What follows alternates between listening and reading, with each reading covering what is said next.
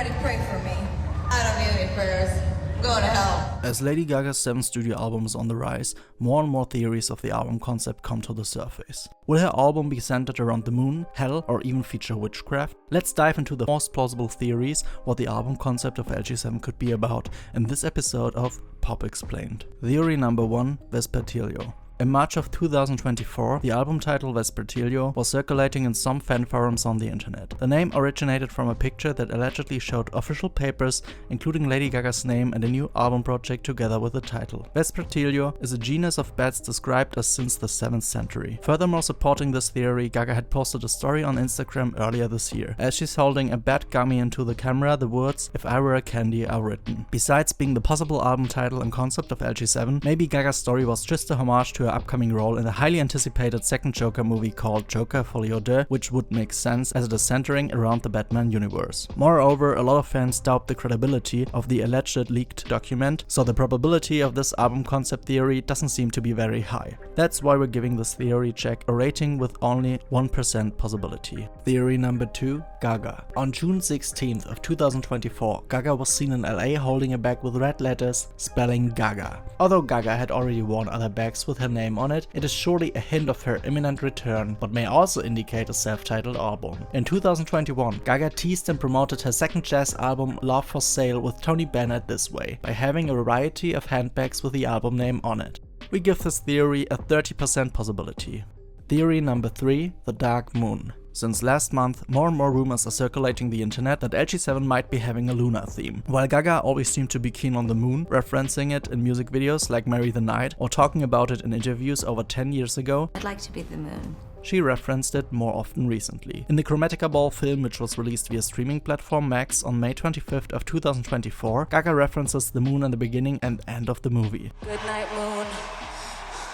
A lot of fans commented on our moon theory video on TikTok that additionally to the recorded tour in LA, Gaga mentioned the moon in more tour stops just as the San Francisco and DC shows. More so, with the announcement of LG7 at the end of the Chromatica Ball film, a lot of little monsters voiced their opinion on hearing the words "Dance in the Shadow of the Moon."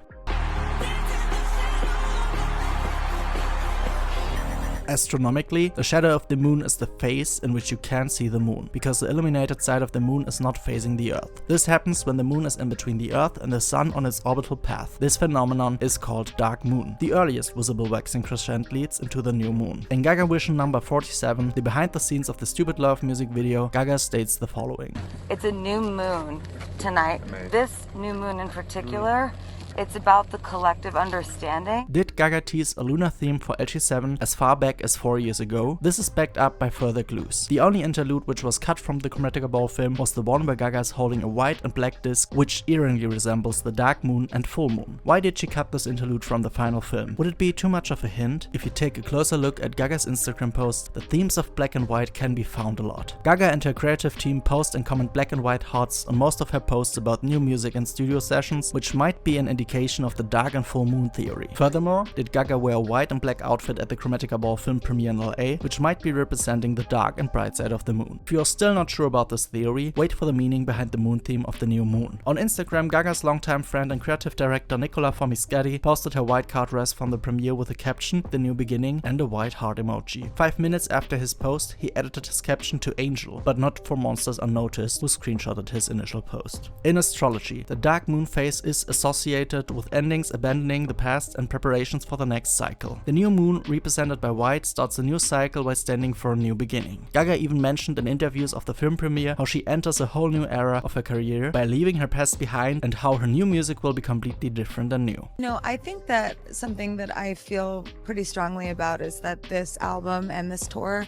were a ending and a beginning at the same time. So it really was closing a very long period in my career that I needed to say goodbye to, like old stories, old wounds, fears, things that were just challenging and hard to overcome. Vastly different than Chromatica? Like, what's this next era of Gaga look like? It's completely different. All of this makes the whole Dark Moon theory very plausible to be the album concept for LG7, if not at least one of her tracks of the album. Counting all of these hints together, we rate this theory with a 70% possibility.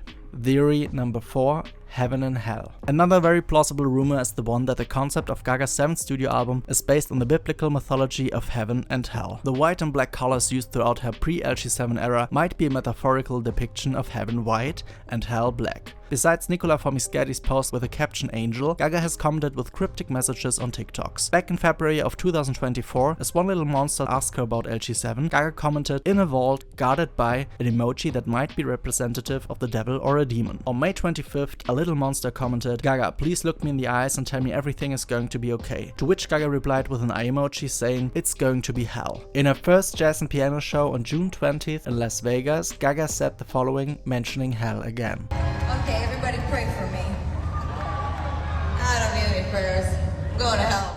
This reinforced the rumors of the album being themed around the Christian idea of hell. Moreover, LG7 could be inspired by Dante Alighieri's The Divine Comedy, which is considered one of the most important poems of the Middle Ages as it depicts the author's journey towards God, while passing through Inferno, known as hell, Purgatory, and Paradiso, resembling heaven. The first sphere in Paradiso is the moon, which Gaga already mentioned in the past. Likewise, in Gaga's Instagram post, A Poem for a Monster, she is writing about her journey to find herself while using similar imagery as in The Path to Heaven in Dante's work. In her Chromatica Ball interlude monologue called Sonnet of the Night, more similarities can be found, such as a labyrinth of souls might refer to Dante's Inferno and circles of hell the protagonist has to pass through. Furthermore, some fans noticed a similarity to Gaga's posture in some studio pictures in comparison to the infamous statue, The Thinker. The art piece created by August Rodin was part of a larger commission called The Gates of Hell, which was based on no other work than, you guessed it, The Divine Comedy by Dante Alighieri. Additionally, an alleged 3-second snippet of a new Lady Gaga song leaked after one fan uploaded the snippet on YouTube. The video got blocked due to copyright issues, stating the following words: Lady Gaga, Garden of Eden, Universal Music, which apparently was a similar copyright strike than back when Stupid Love was leaked in 2020. It's very possible that at least one song of the album is called Garden of Eden, referencing the thorough paradise in the Bible where mankind got abandoned from. Gaga has teased rose emojis and even the word garden itself in the past, making this very possible. The numerous clues surrounding Gaga referencing heaven and hell in her new album seems very plausible and leads us to a rating of 80% possibility as album concept.